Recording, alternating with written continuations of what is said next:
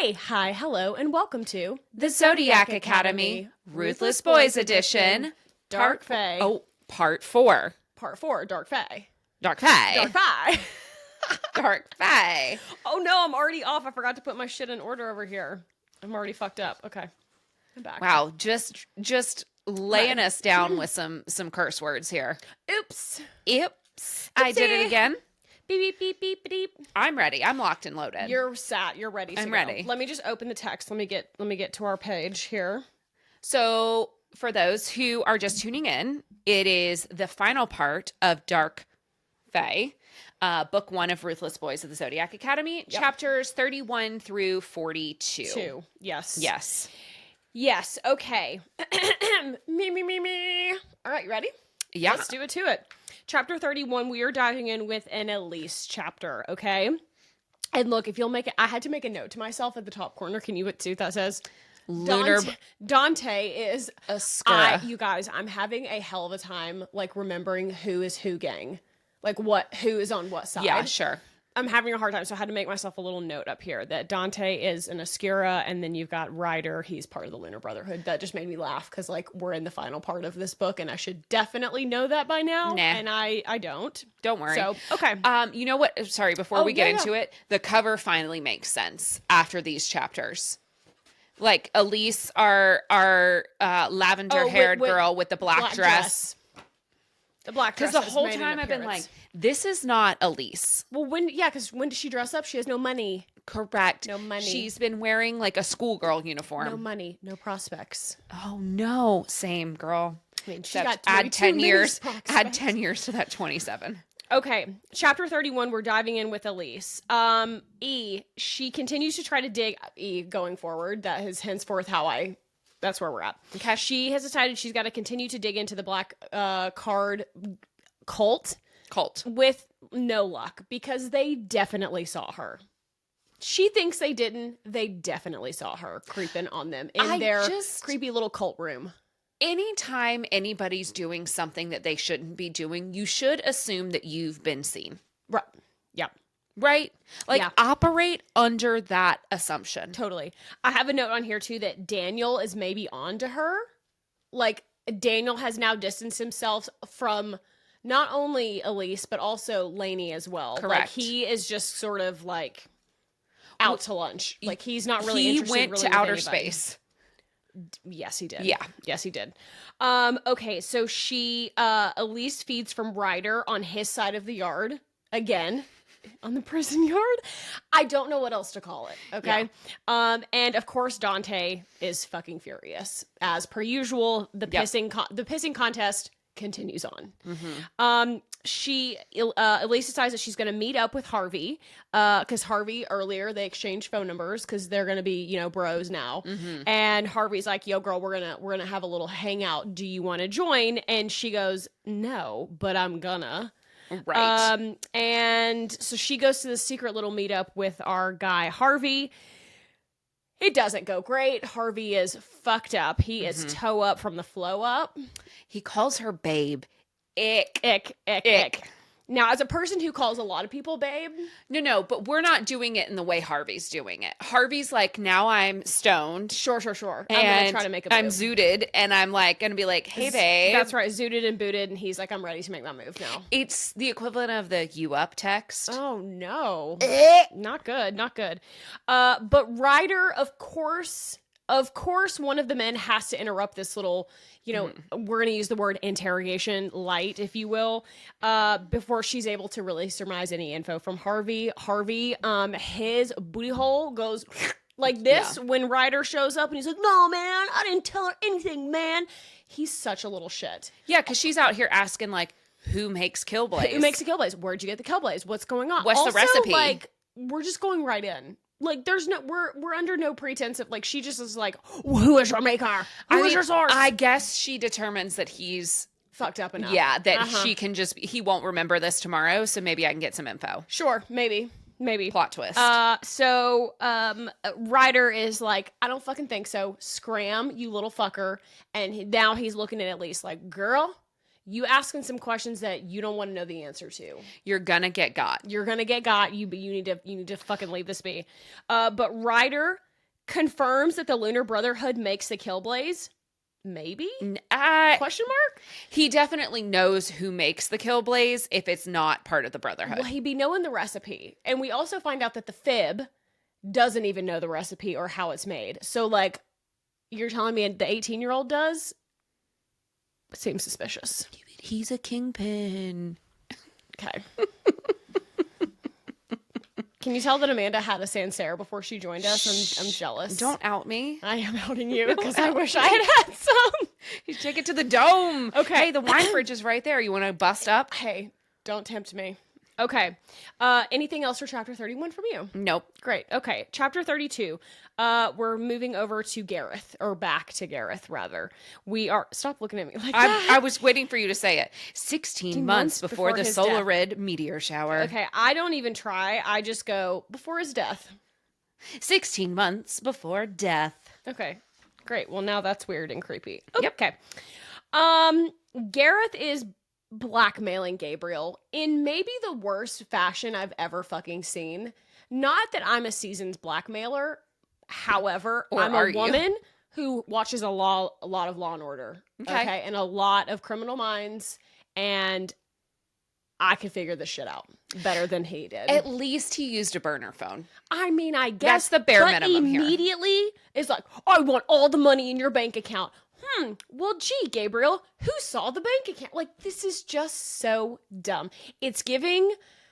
Let's not go down this road because now I'm on like a true crime. It's giving the John Benet Ramsey ransom note. I want the $92,000, which is exactly the dollar amount that John Ramsey got in his Christmas bonus.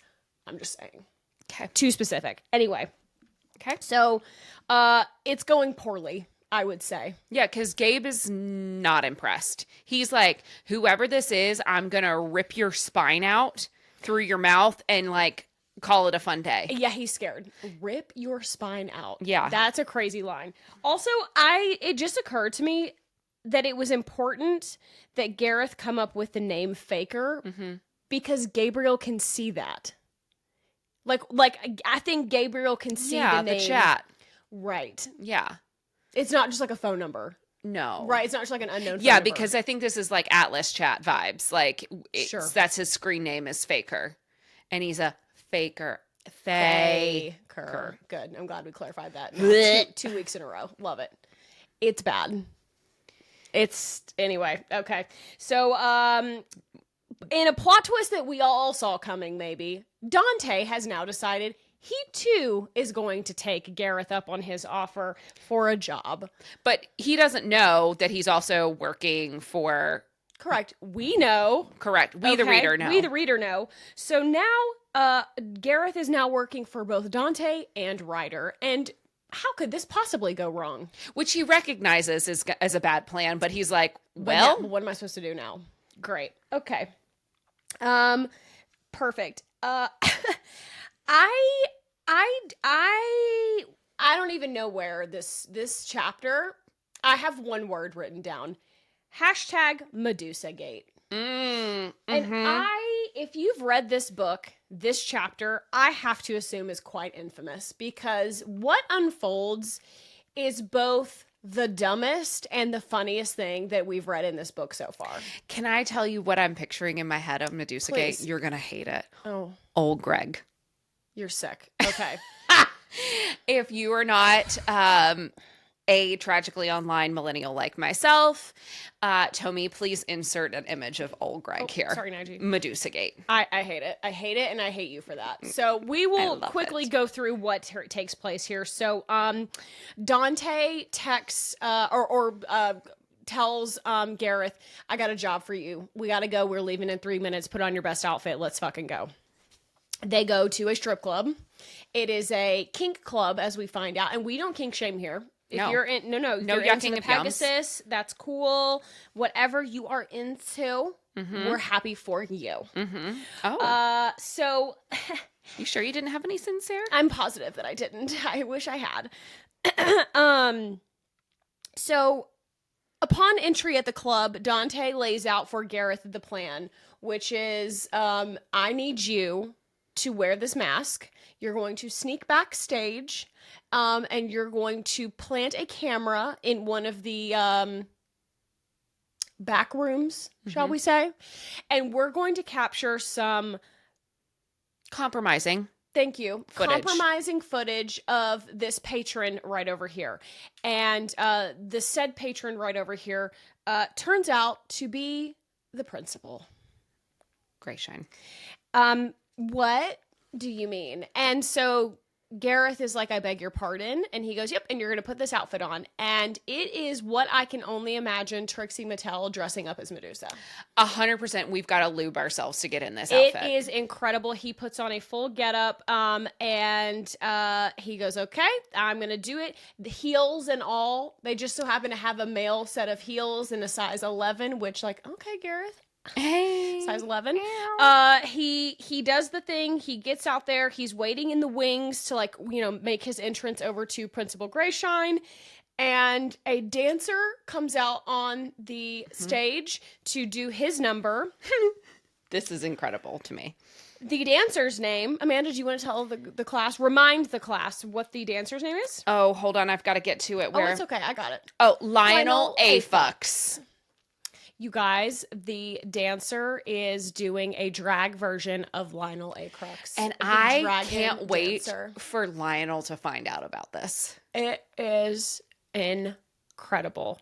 Gareth is like, if I wasn't so humiliated, this would be the most incredible thing I've ever seen. And it's certainly Katya. Obviously. This is Katya. Obviously. So, so turns out Principal Grayshine has a very specific fetish. He's very into the dragon dancer, Lionel A. Fucks. This is just a drag scene. Yeah. The Twisted Sisters just simply wanted to write a drag scene. And this chapter, I'm like, oh, I love them. This is a fantasy. I'm so in. This is incredible work. Yep. So, so he plants the camera, all goes well. They make their great escape. We get in the car to go back to campus, and Gareth looks at Dante and says, this was a joke, wasn't it? And he goes, it was. I just wanted to see if you were going to like really fucking do it. And he did it. And now I like Dante even more. This is where I say my casting for Gareth is incredible. Steven from The Summer I Turned Pretty absolutely would. You're welcome. That's all I have to say. That is chapter 32. Was that your favorite chapter so far? It was certainly the most fun chapter I think we've had so far. In which I was like, fun. What are we doing? So fun and so lighthearted and fucking hilarious. But now we have kind of sealed the deal that Dante and Gareth were friends. Yes. Yeah. We are like ticking off the kings in terms of like friendship with Gareth. 100%. Everybody's got to. I know that he works for Dante technically, but Ryder is never doing this. This is just not in his character. Like, this is not his personality. Ryder's test looks a lot different. Yeah, you're going to get your ass beat. Correct. And, like, how many, can you sit still, like, while I, like, burn your fingers off or, your fingerprints off or something? Pull your fingernails out. Yeah. No. So, to me, the whole point of this was that Gareth and Dante are, like, friends. Yes. So, we, in theory, as the reader, are eliminating him as a suspect. Seemingly so. Yeah. Or we're supposed to, maybe. I don't know. We'll find out. All right. Chapter 33. We are skipping over to our guy, Dante. Dante goes and checks in with Principal Grayshine just to make sure that his blackmail on him is still working. Yeah, because we're back to present day now. Back to present day. Now it's been 18 months. He's got this compromising footage of Professor Grayshine getting fucked by a drag performer named Lionel A. Fucks. I think we just need to say that sentence out loud. And he checks in to make sure that the blackmail is still working, ?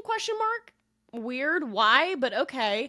And seemingly for chocolate Pop-Tarts, disgusting. Which he doesn't even like. He does. Well, yeah, because they're disgusting. Well, I've never had a chocolate Pop-Tart. It's really fucking gross. Okay, so while he's intimidating Principal Grayshine and presumably just like making sure that he's still scared of him, there's a little section down here at the bottom of page 413. Dante is leaving, and he says, I air-kissed either side of his cheeks and leant in to speak into his ear. I'm not going to read this out loud, but it is a full sentence in Latin. Well, what does that mean? He breathed. Italian, I think. Oh, you think it's Italian? Oh, you sure? Yeah, you're probably right. Okay. His blue eyes rounded with fear. It means a friend who becomes an enemy is the cruelest enemy of all. Mm-hmm. Did he just, is that really what, do you think that's really what he just said? Or did he just make some shit up? Or did he, like, say something else in Italian and then pretend that was the translation? No, I think I only took 2 years of Italian in college. But I think roughly some of those words mean the things that he said later. Got it. Mm-hmm. Okay. Rough translation, I think yes. Okay, because I think, I thought he was kind of fucking with him. And I think he said in Italian, I hate your fucking guts, I'll fuck your mother and your sister and you're a weirdo piece of shit. And then he goes, what does that mean? He goes, it means we're friends. You know, like something dumb. Where no, I think that he is telling him. Got yeah. it. Okay. I didn't know if it meant anything. Just was curious. Okay. I mean, don't quote me on that. I'm not a fluent Italian speaker. Yeah. But. Okay. Dante goes on to have a wah emo Dante moment. And it's really hard being a super cool storm dragon alpha leader of a werewolf clan. It's not a phase, it's a lifestyle. He's feeling really emo right now and just like, oh my god, it's like really hard, you guys. He's feeling stressed. Sure. He is feeling stressed. So he decides to go to his super secret lair, aka his boathouse. So now everybody has their own lair. I like it. Everybody's got, the boys in Zodiac have the treehouse. They have their lairs. And guess who is there? Dun dun dun. Dun da da da. Elise, of course. Elise and Dante kind of have a really sweet, this is like the nicest moment probably between the two of them, just in terms of like genuine feeling and like conversation. Yeah. And this is when Dante tells Elise, or at least Elise gets this information, that Ryder's dad is the one that killed Dante's dad. This is where Elise gets this little piece of information. They bond over being #loners. Yeah. Because we're loners, and their orders kind of make them loner people, and solid, you know, they like to have their solidarity time. We kind of get a little bit of a lore drop from Dante, kind of to Elise. He's pretty cagey still, but they decide that they're gonna hang out alone together in their new spot. Oh, I thought it was kind of cute. It was nice. Oh, you know what's also important here too? They magic share. So Ryder and Elise have now magic share. Is that what we're calling it? Yeah. Yes. Okay. I think that, is that what they call it? Is that how they refer to it? Power share. Yes. And now to create the silence, the pact. And anything that they say at the boathouse stays at the boathouse, and it's like sealed by magic. You know, here is your Fogwarts alert. It's it's when they make the bond in Hogwarts, and you seal it in the I can't remember. Yep. I hear you. Unbreakable curse. That's it. So anyway, so that's your Fogwarts moment of the episode, but that's basically what happens. And they magic share for the first time together. And they love it. Love it. Also important to note on page 422 when you talked about the lore drop. So Dante is telling us Vesper Draconius didn't just kill him either. He cut him into 10 pieces like their sick motherfucking gang always does. Yep. Him and my dad were astral adversaries. Yes, sorry. Yes, I have a note about this as well. The stars had bound them to clash forever until it ended in blood. Ryder and I have inherited their star bond. Do we think that's true? I don't know. We've never heard of that happening. Right. But we've really only heard about astral adversaries in Zodiac Academy thus far, in theory. Sure, as like a possibility. Correct. Not an actual like thing. Correct. We've never seen it on the page. Yeah, so which is interesting because there's also a in Zodiac we find out about the Elysian mates, we find out about the adversaries, and then what's the third one that Lance and Guardian Bond. No. Lance and the Fib agent are. They're like besties. Yes. Your something friend. Can't remember. Anyway, so Sorry. I'm guessing that we may come across that as well at some point. Yes. All of the options. Yeah. Yes. Which would make sense if they truly are astral adversaries. And then Gabe and Elise if they are Elysian mates. And then we've seen the Fib, Francesca. Yes, Francesca. That's and Lance. Do you think, now that we're here talking about Lionel A. Fucks, Do you think that he has an astral adversary? You mean the real Lionel? Yeah. Yeah. And do you think Yeah, I'm sure that he does. Do you think it's the Vega twins? Probably. Or his son? Or if we parse this out a little bit more, right, and we think that Gabe is potentially a bastard child of his wife's. Got it. That maybe he is his astral adversary, which is why he shows up in Zodiac. No, sorry, not his wife. No. The Vega twins' mom. Yes, correct. I see. That if he is related to the Vega twins, maybe he's the astral adversary. Yeah. Ooh, I like it. Okay. Drink 2 glasses of wine. You'll have great ideas. I love it. Okay. You have anything else for chapter 33? No, that's all I've got for you. Okay, great. Now we're going to go over to chapter 34. We are back to Elise. Elise, she has nothing to wear because she's poor. I'm kind of tired of this. You're tired of being poor. I'm just like tired of this like narrative, right? Like, you're poor and you're sad. We get it. I can't get my orange soda. I can't get my cherry gum, which, ew, cherry gum. Yuck. I mean, it's a I can't get my orange specific soda. taste. I can't get my cherry gum. I don't have any clothes. I have nothing.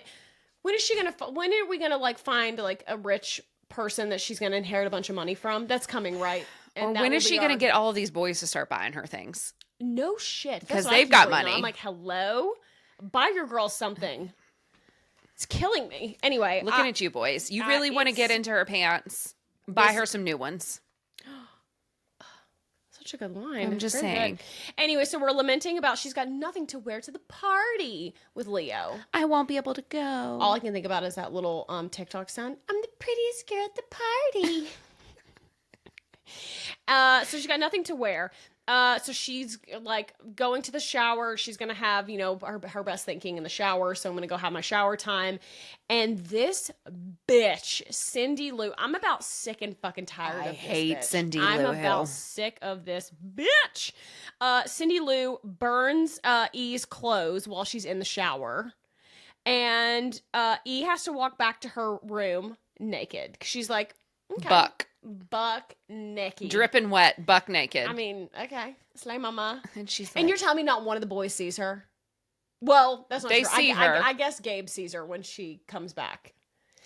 Yep, she sees some people along the way, but like, sure. Seemingly uninterested. We have a funny little run-in with the eldest Kipling brother in the hallway, and he was like, yo, girl, you want some more hours? You want some more scheduled time? Yeah. Put in some more work with us? And she's like, yes, I do. Because I'm poor. So they're like, cool. You did great work setting that fire dick ablaze. It was hilarious and great. We'd love to keep working with you. And you kept your mouth shut. And most importantly, you kept your mouth shut. Yeah. And he also he only makes eye contact with her. He's only speaking to her eyes. She's naked. Yeah. And he's like, and you're up here. Yeah. Well, there's either 2 reasons for that. He's not interested in us. 1, he's gay. Mm-hmm. Or 2, he knows he's going to get his dick ripped off if any of the 3 of the kings waltz up and see her in, so... A compromising position, if you will. That's right. So we get back to our room and have one of my favorite interactions in the book so far with Gabe. Gabe is the only one that sees her when she comes back into their dorm room, and she dresses him. Well, first she dresses herself, and then she like buttons his shirt down. It had me kicking my little feet. I loved it. The tension with them is crazy. I also love that we've just decided that, like, yeah, like we're together, kind of. Not together, but like this, like we're gonna stay away from each other because it's just so bad for all of us. No, we're not doing that anymore. That voice really scratched something in the back of my brain in not a good way. It gave me shivers down my spine. Okay. Great. So the next morning at breakfast, Leo pulls a big book boyfriend move. Like, big book boyfriend move. I am downstairs kicking my feet. I loved it. Hee-heeing and ha-haing. And I just looked at Charlie and I said, Leo just did like a real big book boyfriend move. And Charlie just looks at me and I go, are you not going to ask what he did? And he was like, well, just assumed you were going to tell me. I go, I want you to pretend like you care. And he goes, what'd he do? And I was like, never mind. Oh, Never mind. the moment has passed. It's over. But Leo buys her a sickening dress for the party. Mm-hmm. And here's the key. This is what really sealed the deal. And shoes. It's not just the dress, because the dress is great, but the dress is only so good. But if you don't have a killer pair of shoes to wear, what are you going to do? Fucking go wear your tennis shoes? No. Leo is really... Yeah, he's really giving what I wanted him to give here, and it really was like... And I have written down, I just want you to know, Seth Capella would literally never. Never. So I would like to rescind this is my official rescinding of my statement in maybe episode 1 of he's... The new Seth. New Seth.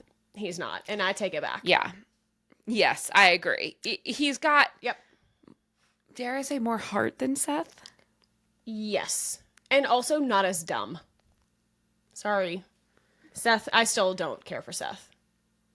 It's just part of my personality. I must carry out that torch. I can't wait for us to get back to Zodiac and have something like really monumental happen with Seth and his character, and you'd be like, I don't care. Yeah. That's exactly... I mean, even if I do care at this point, I will have to lie. Yeah, you're going to choke on it. Lie till you die. Okay, lie great. a little longer, you know? Okay, great. That's all I have for chapter 34. Do you have anything else you want to add here? No, I'm really coming around on Leo. I am too. I love it when someone buys me gifts. Yeah, that is my love language, are gifts. Yeah, well. The love language of the love that I like to receive. All right, chapter 35. Okay. We are going to skip over to Ryder. I feel like we haven't checked in with him in a while. So. Can't wait to get back to him. I love him. You're very in, yeah. And this is good. This means the girls, we don't have to fight over our mans. Great. This is great. They should be fighting over us, not the other way around. You're so right for that. Yeah. You're so right for that. Okay, chapter 35. Ryder asks Elise to meet up with him before the party. He sends some flirty texts. I mean, it's like the best flirting you're going to get from him, I think. I would say he's trying, but like, he's just broken. I can fix him. No, daddy, I can. Okay. Yep. Okay. So she does. She zips right out to meet him. She gets a little top up from him. And he says, I'll be waiting in my room for you later tonight after the party. Because he's like, because I know my girl and she's not going to, she's going to pretend like she's not going to come to my room. But I think I've got her this time. And I have written down, under no circumstances will she be making it to that room for either one of two reasons. Either A, she will show up and he will not be there because something bad has happened, or B, he will be there waiting for her and she doesn't show up because something bad happens to her. Mm-hmm. And small spoiler alert, both things happen. Nobody's having a good night. Yeah. I mean, we were having a great night until we weren't. Nice time. Yeah. Yes. So Ryder then decides that he's going to take a little field trip off campus. This scene unfolds so strangely to me. I had a very hard time keeping up with what the fuck he was doing. Yeah. Here. Okay. So he leaves campus via an underground tunnel, but also on a motorcycle. Cool. But he also talks about this tunnel is also used by the other gang. So, but we have different branches of the tunnel. So this is what I'm visualizing. One tunnel, forks in the road, fork in the tunnel, and one tunnel is for the Brotherhood, one tunnel is for the Oscura, and the Kipling brothers supply things in both tunnels for all the things. Okay, first of all, a couple things. The Kipling brothers, we need to put some respect on their name because they are the mastermind. A fucking business here. Can I say something? How long have the Kipling brothers been at this school? Amanda, you literally took the words out of my mouth. Number one, how long have they been at this school? Number two, how long have these tunnels been established? Right. Is this like the Kipling brothers have inherited this a dynasty? Exactly. From their cousins that have, Yeah. And Dante's cousin was also at the school 3 years ago. How long we had this is because... Who's building the tunnels? They're freshmen, correct? Well, I'm guessing senior is older than the other. So maybe senior is I'm sorry. I'm talking about the Kings and Elise. Oh, yes. They're at the end of their freshman year. because she comes through halfway through, yes, right? Right. So what are we talking about here? This shit is crazy. Who built the tunnels? Who built the tunnels? Can we... Dear Susanne and Caroline, can we have a Who Built the Tunnels spinoff? Who built the tunnels? Also, like, what would be great is like one chapter, like POV from the Kipling brothers. Just a thought. Maybe Just an maybe idea. later. Okay. So he leaves campus and he's going to go, he's talking about going to, he's not talking to anybody because he's by himself. Right. Inner internal monologue, I guess I should clarify. That he's going to go see Scarlett, his Aunt Scarlett, who is currently head of the family while he's at school. Because education, if nothing else, is of vital importance to the Fae. Which is so interesting that he talks about, but my education is very important. Again, it's one of those things that I just said, okay, and move on. Because we got to have it for the plot of the book. Yeah, got it. So I just said, got to stay in school. Okay. So he's going to see Scarlett. He's talks about that every other Friday he goes to see her, blah, blah, blah, blah, blah. Well, turns out that was a bad idea. Because he also talks about, I'm taking the worn path that I always take. AKA, this is a routine now. And anything, if you know anything about a spy movie or a mobster movie, you can't be doing shit routinely because people start watching your ass and they're going to know you're predictable. Every other Friday he goes and does this. And that's exactly what happens. Yep. Creepy Uncle Felix pops out of nowhere in the woods while he's on his little motorbike, like bing, bing, lifts him off the bike. Yep. Lifts him off the bike. And we have a very disturbing interaction in the woods where Uncle Felix proposes basically a trade. Yeah. Or a deal. And he says, Ryder, I've got a person on campus that I need you to murder because we can't be involved or it can't come back to us. You do this for us and I will hand over the info to Mariella Oscura. I've got her coordinates. Bing! Oscura. Confirmed she is a member of the Oscura family. Turns out she's ostracized. Why is she ostracized, Amanda? You might ask. Well, this is when we also find out that something is wrong with her face. Because Ryder fucked her up. Yeah. And Ryder agrees to this deal. Yeah, because he wants that retribution. He wants which is going to blind him to anything else. Now, that is the last Ryder chapter that we have for this book. Sad. Who does Uncle Felix want him to murder? It's Dante, right? Because Dante is supposed to take over from Felix. Dante is obviously more powerful, we assume, than Felix, and he is just only not king of his family currently because he's in school. That was my first thought. Who did you think? See, I went Gabriel. Okay.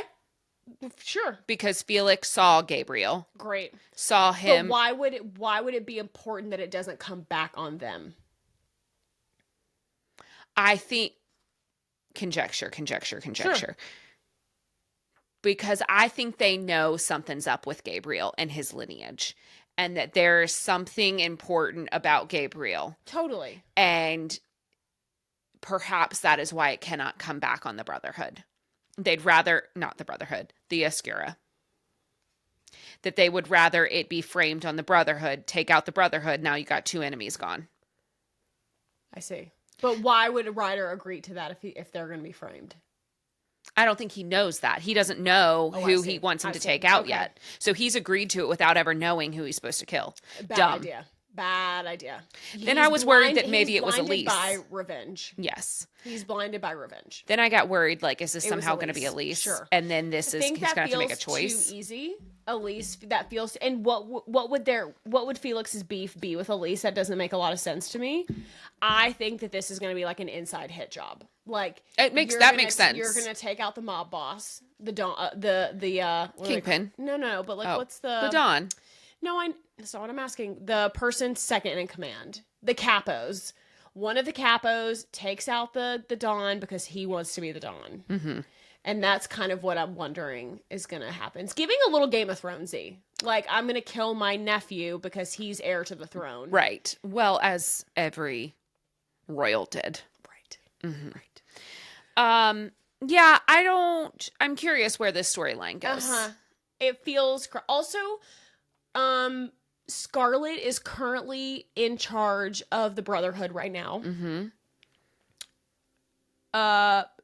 Ryder calls her his aunt, but he has made note a couple of times that he doesn't have any family. Right. So this is like your mom's best friend and we call her aunt. Not really aunt, or what's the deal? Who do we think she is? Yeah. I think that she is just a trusted member of their gang. Got it. She is not blood related. Sure. Certainly. Any other thoughts for here? No, this is going to end poorly. Bad. He's going to have to make a decision about, does he fuck over Felix or does he fuck over whoever he's supposed to kill? And I think that we will start to unlock things in Ryder that make him less toxic. Still toxic, but like that he has a heart. We need some positive traits about him because he doesn't have a ton working for him right now. I mean, just generally like Leo's sunshine and whatever, but he's also got this other stuff going, like he's got other things happening, but like Ryder doesn't have a lot, I would say, in like the good column on paper. You disagree? I love it. Okay.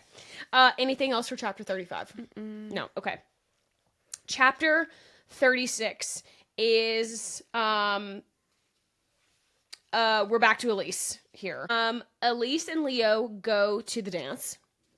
They dance to Taylor Swift and Nelly.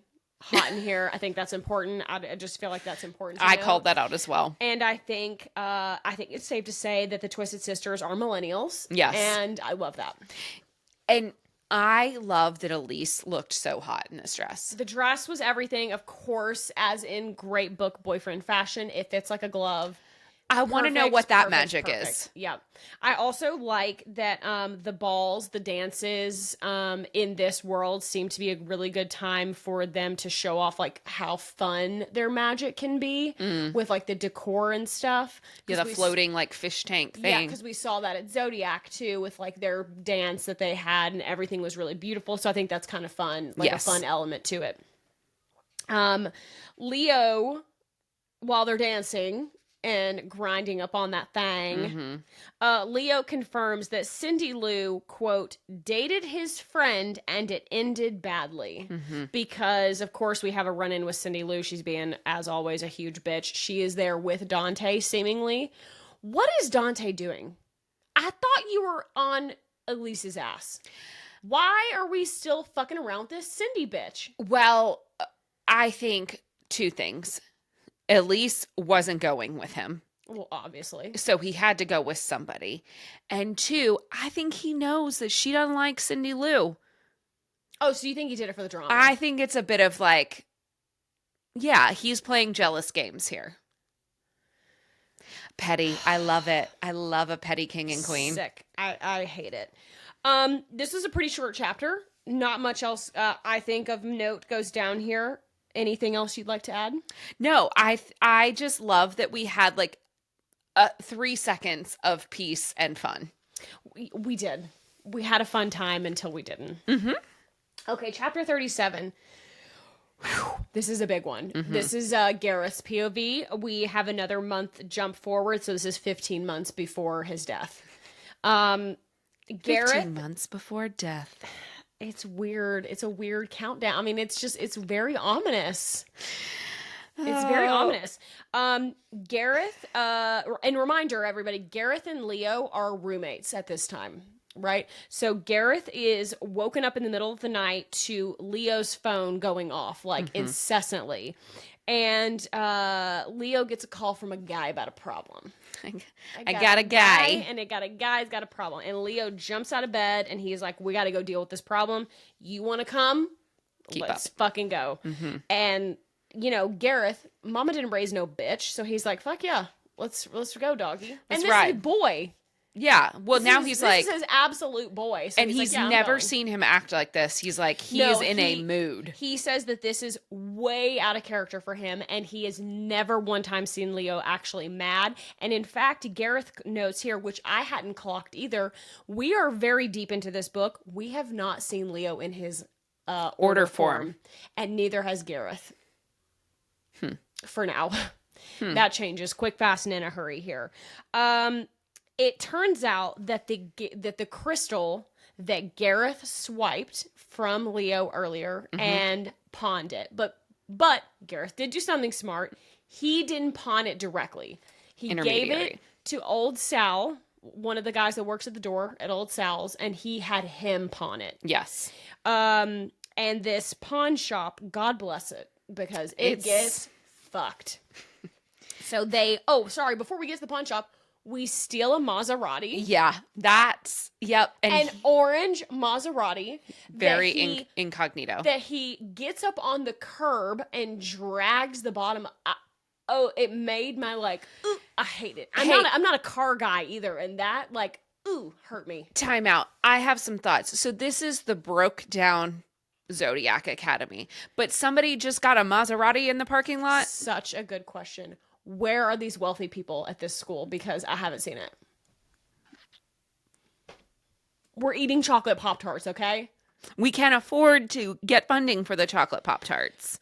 Oh, yeah. Cut funding for chocolate Pop-Tarts, and yet we've got a bitch that's got a Lamborghini just in the student parking lot? What the fuck are we talking about? The cognitive dissonance. Maybe it was Lance O'Ryan's. He was just visiting? He seems like a black car guy to me. Lance would never. He's not that flashy. Don't we know what kind of car he drives? Yeah, he drives a black Lambo. Oh, it's black? Yes. Okay, I was just... Because black is sexy. Hello? Anyway, I digress. Catching strays. So Leo fucking snaps. He shifts into his order form, and he quite literally rips the shopkeeper's arms off and leads him to bleed out.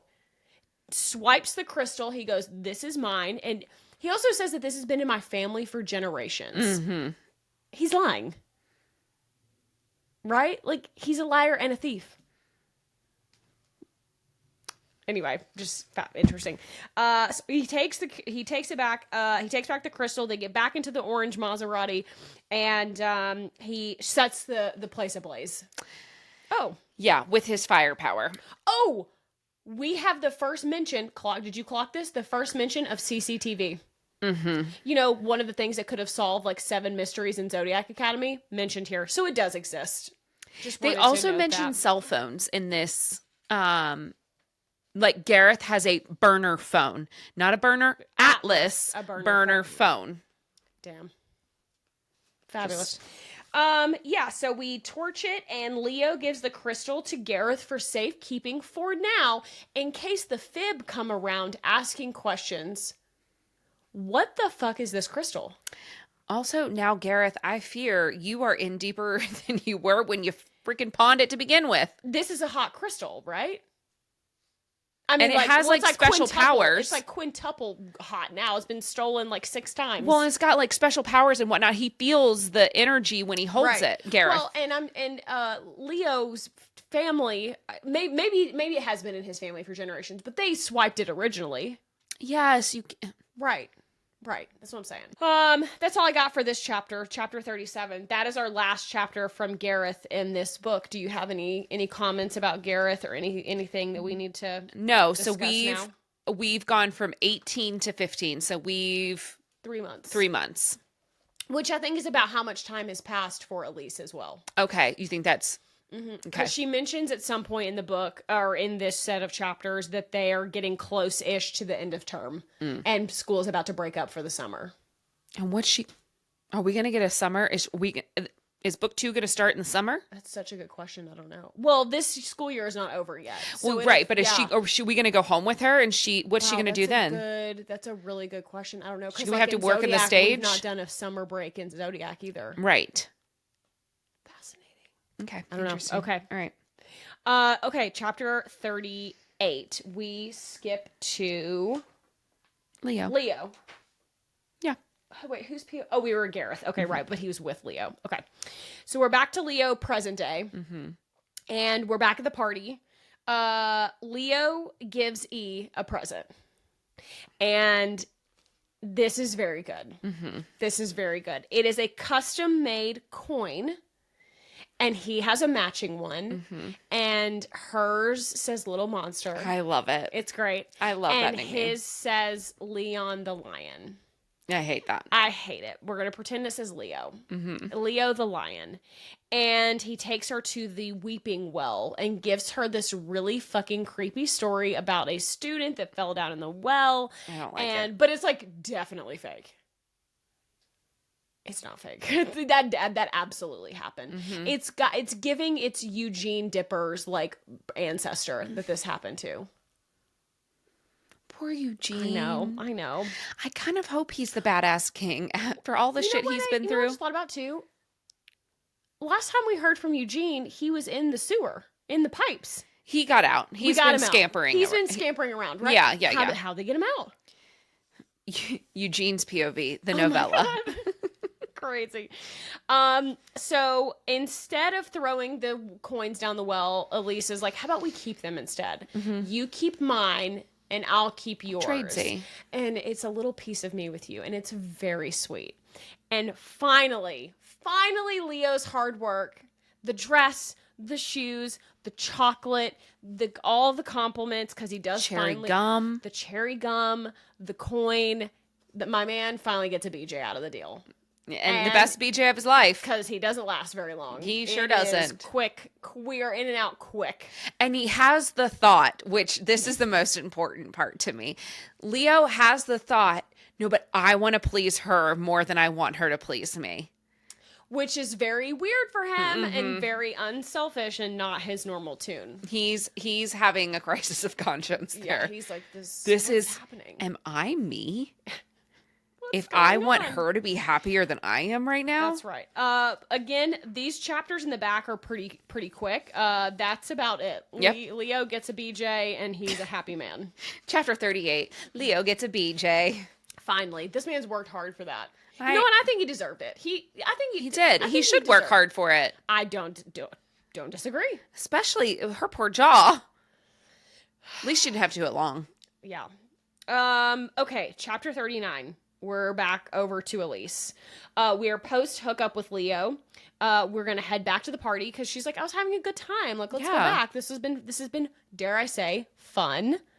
So we go back and we run into again Cindy Lou, or shall I say, Cindy Pooh. Horrible. Absolutely horrible. She, quote, spills a drink on Elise. No, she doesn't. She fucking dumps it on her. Yep.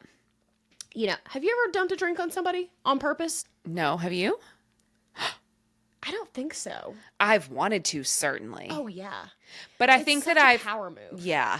Or like throwing a drink in a guy's face. Now you know who has? Amanda West. 100 P. 100%. Yeah. She hit him with... I've seen. I've heard this story. We won't out our girl, but this was a great story. This is a good story. I want to though. Lamanda, please. Before I die, I would like to throw a drink in someone's face. Okay. It's on my bucket, my life bucket list. 65, she throws a drink in a Love it. young man's face. I love it. Excellent. Surely there's a young man out there that would like volunteer for that. Yeah, but that's not so much fun. I need it to be a true op. 100%. 100%. You know what? When we were in Tennessee, I feel like that might have been a good opportunity. I'm so glad you didn't. I'm so glad I didn't too. Yeah. Okay. So back to Cindy. Cindy spills a drink on on Elise, and a fucking cat fight ensues. And Elise is kicking her ass, and it's fucking awesome. Until Cindy Lou loses control of her order form, and she now turns into a Pegasus. Right? She's a Pegasus? Yeah. No, she's a centaur. Yeah. And she's a centaur, and the centaur almost gets the best of her, but Elise continues to whoop that ass. Mid-fight, though, something happens.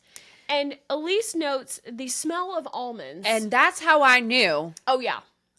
I can't eat almonds, ladies and gents. And I was like, I feel victimized right now. Of course, this is going to smell like almonds. Okay, but you also know, too, that, like, the smell of bitter almonds is, like, the telltale sign for, like, arsenic poisoning. Great. Okay. So I'll die anyway, on many I think fronts. it's arsenic. Cyanide? Cyanide. cyanide poisoning is almonds. It's like a bitter almond smell. Oh, good. So that was my first thought, was like, uh-oh, we've been poisoned. And turns out that is in fact exactly what happened. She's drugged mid-fight, still whoops Cindy's ass, but Elise is having a complete freak out. Like, she's seeing weird, like, people are transforming, and Dante ends up scooping her up to take her out of the party. Yep. After, of course, she makes Cindy go, "I'm Cindy Pooh." That was the plan, for you to make her say, "My name is Cindy Pooh." What are we, 11? Like, what is this? Cindy Lou needs to be expelled. Well, there needed to be something better. Like, Cindy Pooh is, I mean, I guess she is, like, fucked up and, like, not in her right mind, but that was the best you could come up with. It sucks. Okay, this is the part that I start to lose the thread of what happens. Yep, with Dante. Dante scoops her up, and he was like, "You are fucked up. What is going on?" And she's like, "No, I'm not." And he's like, "You've been, like, what's happening here?" She, okay. He sets her down somewhere and says, "Don't move. I'll be right back." What? Yep. Cardinal rule of when your friend is fucked up: don't leave them alone somewhere. Put a backpack. They're gonna wander off. What are Put we a doing? backpack leash on her. Have we never been to the bar before? Like, what are you talking about? So where does he go? That's what I just went back to read. Like, if he says, "I've got to go XYZ." No, he just says, "Don't move." Like, is he gonna go grab his jacket? Is he what are we, like, what? He gonna go beat Cindy Lou down? Like, I don't know. It was very strange, because then cut to the next sentence, Elise has been taken by persons unknown, carrying her out into the woods. when I was reading this, I was like, did I miss something? I felt like we missed a sentence or something. Then I was like, was it not really Dante the whole time? Great question. I mean, it says that it's Dante, but she also thinks Dante is like somebody else for a minute. Correct. Because that's like part of her hallucinations. Are people's, like, faces are changing into other people. I don't know. That's a great call. I didn't even clock that. Maybe it wasn't even really Dante. That's kind of what I'm thinking, is it was these people the whole time, and she was just hallucinating Dante. So here's my question. If that's true, it has to be a student. Yeah. Because they're at the party on campus, at the school. It would have to be somebody that would blend in, and they wouldn't be like, "She doesn't even go here." You know, it's got to be somebody that blends in. Well, as we get further into the next the last couple two chapters, we find out that it has to have been a student. Right. And we don't know who said students are, but they are plot Okay. twist. Well, so we'll keep going, and we can talk about it at the end. Okay, so chapter 40, we go to Gabriel very briefly. This is a very, very short chapter. Gabriel is also at the party, and I am shocked by this. He's a loner, like, super powerful fae. Everything is beneath him, and he's at this party. Yeah, I just assumed that he must, given what transpires, he must have had some sort of vision of something. Yeah, or he is like, I want to keep eyes on her, like, at all times now. So Gabriel's at the party. He sees what goes down. He senses that something is off with Elise. Like, she's acting very, like, I'm imagining he's, like, back in the crowd. Lurking. Or something, and watching it going, what the fuck is going on here? Yeah. But he jumps into action immediately to start tracking her, because he's like, something is not right. Immediately. And he starts tracking her through the woods. He busts his wings out. He's flying through the woods. A bird. It's a bird. It's a plane. And he sees Black Card members being weird in the woods. That's all I have written down. Yeah. Yes. Yeah. Yes. And now he's tracking Elise, like, trying to figure out where is she. And he is begging his sight to like, he doesn't have control of the site like that. Right. But he is begging the site to clock in and please help him. Yeah, because, like, his Libra tattoo's burning, and like, he's please like, help me find her. Very locked in. Yes. Anything else for chapter 40 for Gabriel? No, but it's if like this a 1-page chapter. It's if very this short. didn't convince you that sorry, let me rephrase that. Do you think after that chapter that they are Elysian mates? 100%. Yeah. 100%. Which I think is the whole reason that chapter exists. I agree. And also, realistically, he's the only one that would be able to get to her fast enough to save her because he can fly. Right. And he's the only one who would know where she was, could track her. Sure. Okay, so we are moving on to chapter 40, which is chapter 41, which is Elise's POV. Our girl E is tripping absolute balls right now, okay? She's seeing Dante, nope, it's Ryder, JK, it's Gareth, now it's Daniel, now it's Lainey, now it's her mom. Like, nothing is everything and everything is nothing. Yeah. She is on an acid trip. Yep. Zooted and booted. Zooted. She can't really see anything. She's like struggling to make sense of everything that she's seeing. So when she comes to eventually in beginning of the next book, she's going to be able to tell us jack all. Yeah. Because she's got no fucking clue what's happening. Yeah. She has like moments of lucidity. Like she remembers the bits of the Cindy Pooh, but then she's like out of it. Yep. And yeah. So I fear she's not going to be super helpful for us when we're trying to figure out, presumably in chapter 1 of book 2, what the fuck happened here. Yeah. Because we're all confused. Right. She does say that she feels like that the kill blaze is killing her and that she's not going to survive. She's like, oh, this is how my brother died. But she also is feeling like weird euphoria too. And she sees the boy they're at like a shack in the woods. A cabin, yeah. And this other boy is there. He ends up sacrificing himself to the black card or the king. Yes, they call him the king. Yep. She wonders if this is how Gareth died. And the boy looks like incredibly euphoric and happy. And she does have the thought, which I think is like weirdly kind of comforting maybe for her in this moment of, well, I guess if he died and he felt happy at least when he was dying, that somehow makes her feel better. Yeah. Yeah. I mean, I think that would make me feel better. Excruciating pain and like right whatever. Or scared or any of the above. Of course. But there's something really sinister about like not knowing what's happening to you and then you're dead. Absolutely. You know what I mean? Like, yes, you're happy, but you're dying. You don't even realize it. Like that's very right. That's a different level of like fucked up. Here. Yeah. So she watches the boy. She just calls him the boy. He seems to be another student, but she is not able to identify him. Right. If she and we knows may not. who he is. Yeah, we may not know him either. I'm going to use the word sees the king. Sees is a loose term because she's not able to like give us see any their description. face because initially she's like, oh my God, it's Dante. Oh wait, no, it's Ryder. And then she cycles through basically every person she knows and she was like, it's none of them. Right. So who's the king? I don't know. But of course, at the very last second, Gabriel swoops in, saves her, and rocket ships them out of there, presumably back to campus.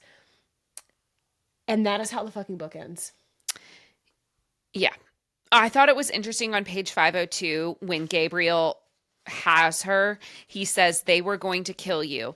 I saw it through the stars, and for a moment I thought I was going to be too late. So he did see, like, is that one of the things that we saw, one of the premonitions that we saw earlier? Nothing about a cabin. Hold on, I'm looking for that. That would be really interesting because there was like the thing about the 3 pennies. I love you, run. Even your memories aren't safe. Right. But it was something about the one you love. Oh, I got it. What page is it? 340. Okay, it says, the void, don't look back, Mars under the influence of the stars. Which, you know what I just clocked? Mars could be the professor. Correct. That just clicked for me. That's where I went. Yeah. Okay. Golden crossroads, 3 pennies, a hand guiding me free, chamber in the walls, I love you, run, death rattle, the eyes of the devil, even your memories aren't safe, dark eyes filled with love and sorrow, a baby crying, he didn't help, lies. So no. So I don't think so. Interesting. I thought maybe that's how we were going to tie back to some of these. Was a good like call. this was going to be kind of the beginning of what we were seeing. Or one of the things. Yep. Yeah. Which is interesting too, because this would have been a Gareth POV chapter, so that would have been before Elise even came to the school. Mm-hmm. So maybe he's got another list of these that are more somewhere, in his dream diary that might have some stuff about her. That would be interesting. But yeah, who the fuck is the king? What happens here? This is so because crazy. we have so many parallel like storylines happening right now. Right. That I'm just trying to figure out how is this black card going to bring us all together? Right. Or do we think that everybody makes it out of this storyline? Well, okay, so Elise goes on at the very end of the chapter, very end of the last page. She says, because I knew now I was getting close. I looked into the devil's eyes and lived to tell the tale. I wouldn't be caught out the next time, and there would be a next time, because I was closing in on the answers that I sought, and I wouldn't stop digging until I unveiled them and their guilty blood was spilled. I have no clue. Yeah, I'm not really sure where we go next, if I'm honest. I do think that there is a world in which the king is not a student. The king is not a student, because the king, I don't think, is the one that brought her to this cabin in the woods. Yeah, his minions did. The minions did. They are students. So there is a world in which the king is like a person in position of power of some sort already, because that's the thing about cult leaders, right? Right. They have to have some sort of like status that like the other members don't have, whether that's real or perceived. So it could be a teacher. It could be, I mean, Felix doesn't feel right. No, I don't think that Felix is really quite charismatic enough. That doesn't feel right. So I'm going to stick with one of our two professors, perhaps.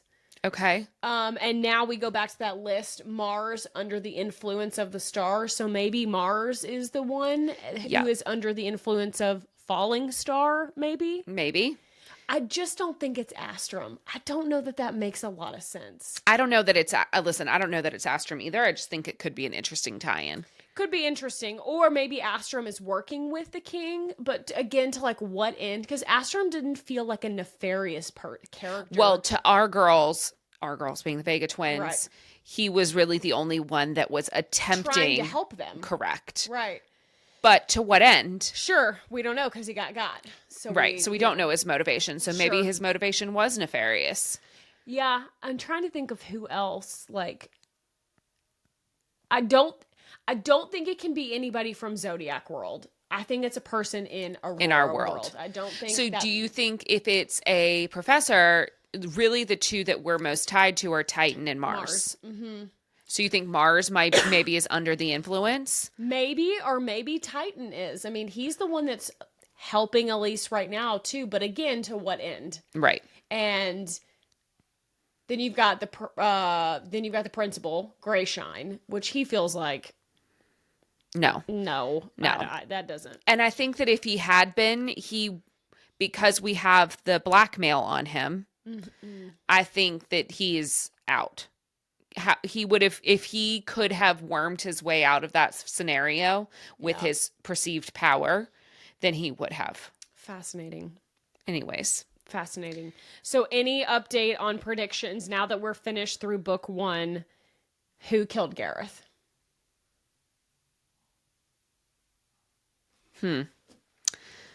I don't know that I know.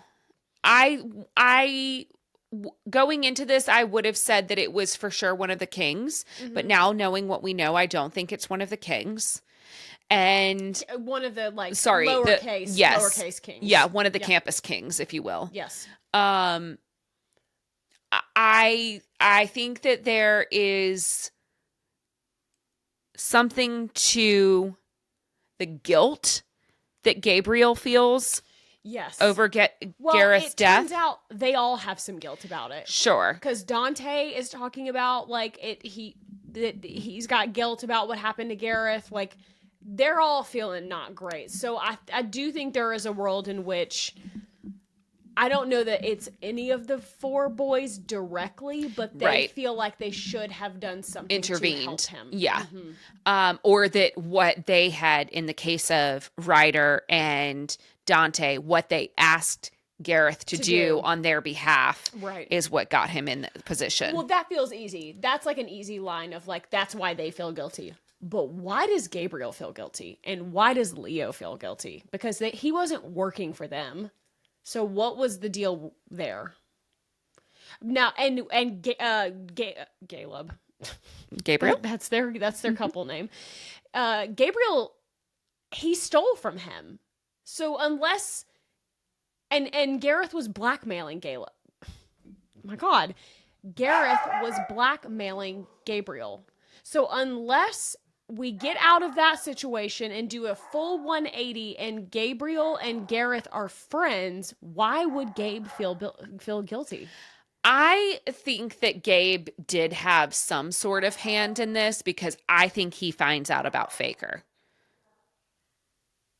What do you mean finds out? I think he finds out that it was Gareth. Got it. Yes, I do too. Yeah, and I think that puts Gareth in harm's way for whatever reason, whether Gabriel had a vision and saw what was coming and didn't step in. Oh, I see. Sure. Or he traded some information or something that got... Yeah. I think that he may have more of a direct hand in Gareth's death, because then I think that builds the tension between Elise and Gabriel if they're truly Elysian mates. Right. And like, is she going to be able to be with her Elysian mate even though he... And ultimately, is that what happens? Right. Like, we know that Gabriel ends up in Zodiac. Right.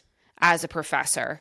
There was no mention. Now, again, it was very brief that we met Gabriel. It was literally one sentence. Correct. Yeah. So Does he do show we up think alone? that yeah, correct. Do we think that she's with him? And if not, is it because she's rejected their bond? Right.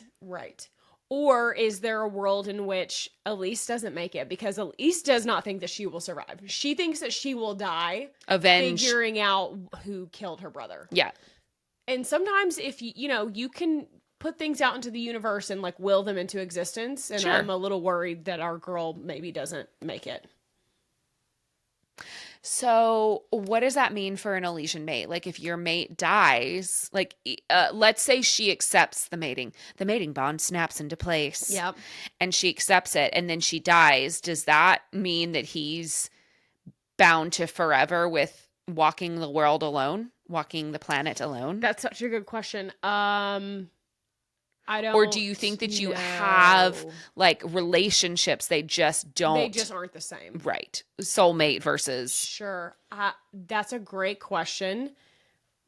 There just can't be a world in which Gabriel Knox lives that he's not fucking. So I do think that he is probably like out here slanging it around, but just like it's just maybe not the same. Right. That's my guess. He's going for quantity, not quality. Well, because we're getting too much lore, too much back info on him here for him to show up in Zodiac and not like be something. Like fucking with somebody. Do you know something. What I mean? So so for me, I think the question is either one of the boys gets her or like long term. I mean, like like, or none of them get her because she's gone, not available any longer, and they wear black forevermore. Right. Interesting. Just a thought. Do we have a binder for this one? Oh my gosh, I don't know. Let me look and see really quick. Hang on.